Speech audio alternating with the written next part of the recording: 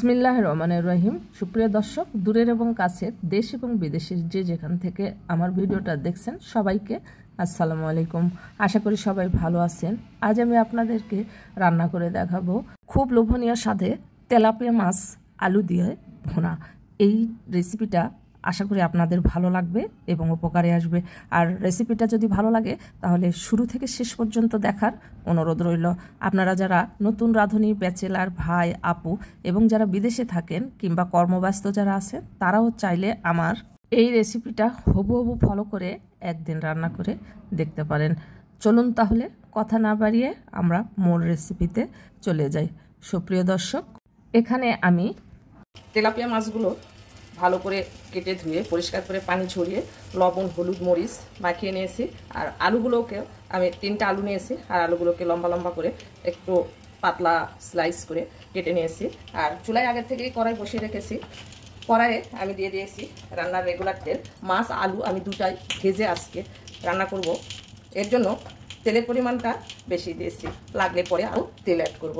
তো এই ধরনের কড়াইয়ে যদি আপনারা রান্না করতে চান তাহলে কড়াইটা একেবারে ভাজতে চান, মাছগুলো আলুগুলো যদি ভাজতে চান তাহলে কড়াইটা একেবারে ধোঁয়া ওঠা গরম করে নেবেন, তারপর মাছগুলো ছাড়বেন। তাছাড়া যদি এই ধরনের কড়াইয়ে রান্না করতে যান, তেলটা গরম হওয়ার সঙ্গে সঙ্গে যদি মাছ দেন তাহলে কিন্তু মাছ লেগে যাবে, তখন মাছগুলো কিন্তু আর ভাজতে পারবেন না, কড়াইয়ের সঙ্গে একেবারে লেগে যাবে। তো আমার দেখেন কড়াইটা ভালোভাবে একেবারে তেলটা গরম হয়ে উঠছে আর ধোঁয়া ওঠা একটা ভাব আসছে।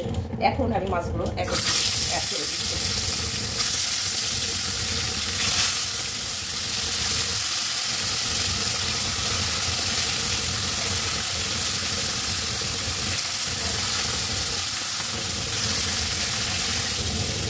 মাছগুলো দেখেন একটু কিন্তু নিতে লাগে না, কত সুন্দর লাগে উল্টানো যাচ্ছে। মাছগুলো বড়া করে ভেজে নেব, তাহলে মাছটা খেতে ভালো লাগবে, তরকারিটাও খেতে ভালো লাগবে।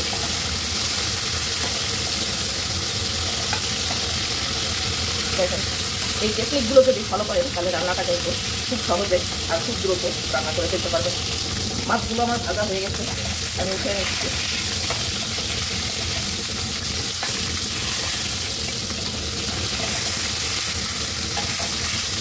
কত সুন্দরভাবে মাছগুলো ভেজে নিয়েছি, কড়াইয়ে কিন্তু একটু ভাজে নেই। এই যে সব মাছ ভেজে নিয়েছি, এখন আলুগুলো এই একই তেলের মধ্যে ভেজে নেব।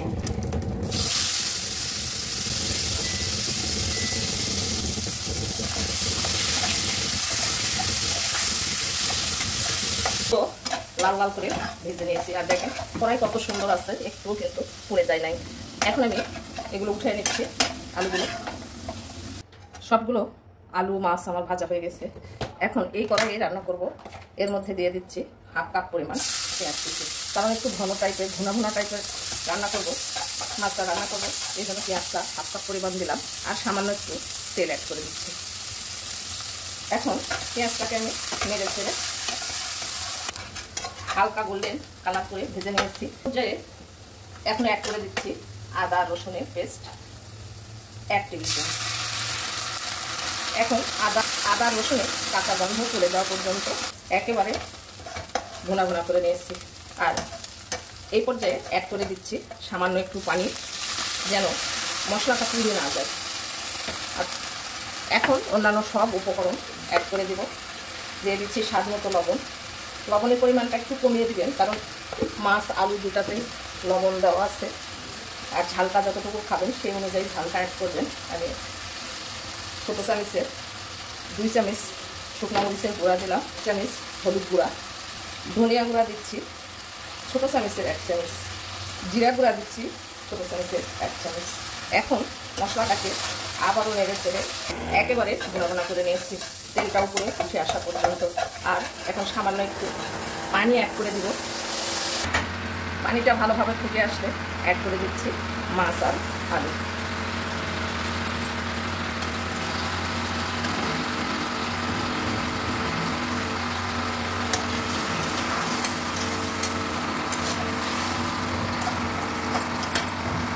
মশলার সঙ্গে ভালো করে মিশিয়ে নিয়েছি, আর নিয়ে ঢাকনা দিয়ে থেকে 2 মিনিট রান্না করে নেব।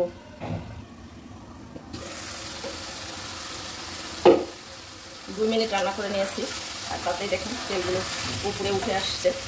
এখন আমি ঝোলের জন্য পানি অ্যাড করে দেবো। ঝোলটা কতটুকু খেতে চাচ্ছেন সেই অনুযায়ী ঝোলটা অ্যাড করবেন। আমি একটু ঝোল রেখে রান্না করব, আর লবণটা অবশ্যই চেক করবেন। এখন ঢাকনা দিয়ে ঢেকে ঝোলটা টেনে আসা পর্যন্ত রান্না করে দেবো। তাহলে ঝোলটা টেনে আসা পর্যন্ত রান্না করে নিয়েছি।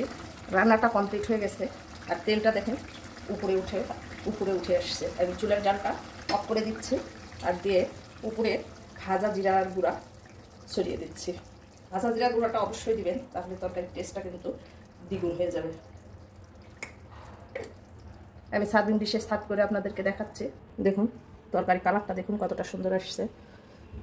আমার লাইটের কারণে তরকারিটা ঠিকভাবে আপনাদের কাছে প্রেজেন্ট করতে পারি না। রান্নাগুলো সার্ভিং ডিশে সার্ভ করে নিচ্ছি।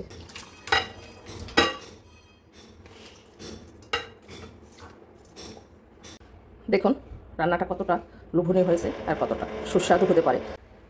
একদিন হলেও আপনারা বাসায় এইভাবে ট্রাই করবেন, আর ট্রাই করে কমেন্টে জানাতে একদমই ভুলবেন না। এইরকম মজার মজার আর নিত্য নতুন রেসিপিগুলো পেতে আমার চ্যানেলটা সাবস্ক্রাইব করে পাশে থাকা বেল আইকনটা ক্লিক করে রাখবেন, যেন নতুন কোনো ভিডিও ছাড়ার সঙ্গে সঙ্গে নোটিফিকেশান সবার আগে আপনার কাছে পৌঁছে যায়। আর যারা ফেসবুক থেকে দেখবেন প্লিজ ফেসবুক পেজটাকে ফলো দেবেন, লাইক কমেন্ট শেয়ার করে আমার পাশে থাকবেন। আমার জন্য এবং আমার ফ্যামিলির জন্য দোয়া করবেন।